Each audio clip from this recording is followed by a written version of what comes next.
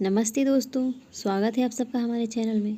हाजिर हूँ फिर से एक नई कहानी के साथ। कहानी आज की बहू। शादी के लिए देखने गई माँ ने समधन से कहा, अंकुर मेरा इकलौता बेटा है, जैसा नाम वैसा गुण। जब जब मैं दूसरा बच्चा ना होने के लिए उदास होती तो अजय कहते, ईश्वर ने 10 बेटों के गुण दिए हैं हमारे अंकुर में। लेकिन मेरा मन एक बेटी की चाहत में हमेशा कलपता रहा। सोचती थी बहू को ही बेटी का प्यार दूंगी। अपनी बहू की जो छवि मैंने सोची थी, अर्चना उसकी बिल्कुल विपरीत थी। उसकी माँ ने ही हंसते हुए कहा, अपने नाम के विपरीत है अर्चना। लड़कों की तरह वेशभूषा, हंसना बोलना अक्खन पर भरा हुआ है इसमें। जाने अंकुर को क्या दिखा इसमें। जीन्स और टी शर्ट में आकर उसने हेलो आंटी कहा। मैंने भी प्रत्युत्तर में हेलो ही कहा। तभी उसकी माँ बोली, आंटी के पैर छुओ बेटा। उसको असहज देखकर मैंने कह दिया, रहने दो बेटा, इसकी कोई ज़रूरत नहीं है।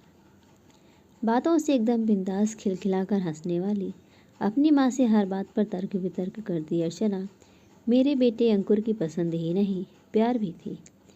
शादी की रस्मों के बाद अर्चना हमारे घर आ गई और अंकुर अर्चना अपना हनीमून मनाकर वापस भी आ गए। अगले दिन से दोनों को ऑफिस जाना था। सुबह की नींद मुझे बहुत प्यारी थी।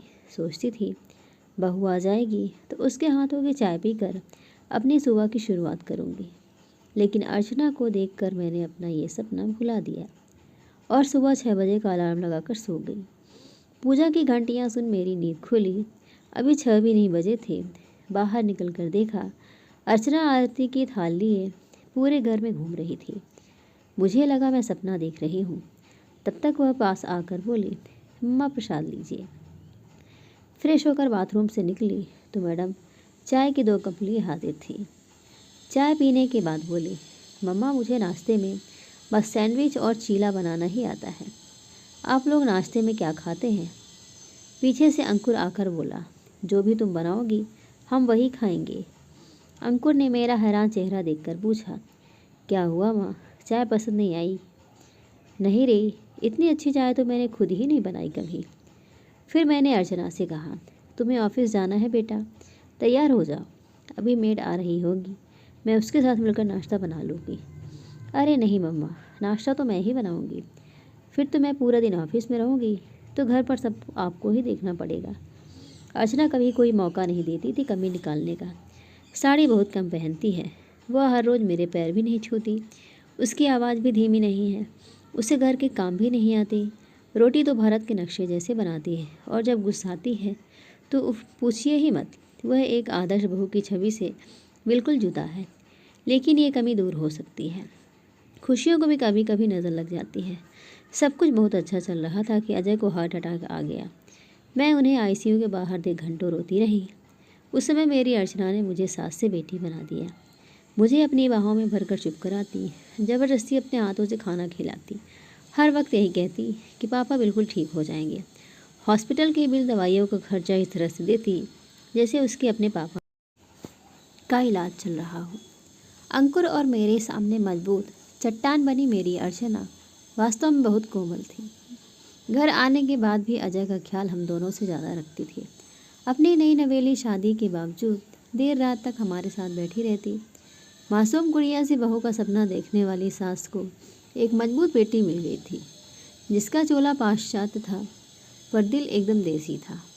आज मेरे जन्मदिन पर अंकुर ने कहा, माँ तैयार हो जाइए, आपकी पसंद की साड़ी खरीदने चलते हैं।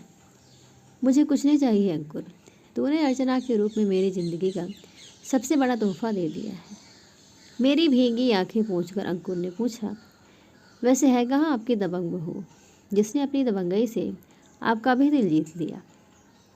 तब तक अर्चना ने मेरे गले में अपनी बाहें डालकर कहा, हैप्पी बर्थडे मम्मा, और एक पैकेट साड़ी पकड़ाते हुए कहा, ये दुनिया की बेस्ट मम्मा के लिए। पैकेट खोल कर देखा तो उसमें कांजीवरम साड़ी थी, बिल्कुल वैसे ही जैसी मैं हमेशा से लेना चाहती थी। मेरे आश्चर्यचकित चेहरे को देखकर बोली, वो जवाब दे रेखा की तस्वीर गूगल पर सर्च करके घंटों देखती थी। तभी मुझे समझ आ गया था कि आप उनकी तस्वीरों में क्या देखती हैं। अपनी जोरदार हंसी के साथ उसने फिर से मुझे गले लगा लिया। खुशी में बहते आंसुओं को पोंछकर उसने कहा, एक माँ के दिल की बात एक बेटी तो समझ ही जाती है ना मम्मा। हाँ मेरी अर्चना बेटी। दोस्तों कहानी आपको कैसी लगी ज़रूर बताइएगा, लाइक करिएगा, चैनल पर नए तो चैनल को सब्सक्राइब करिएगा।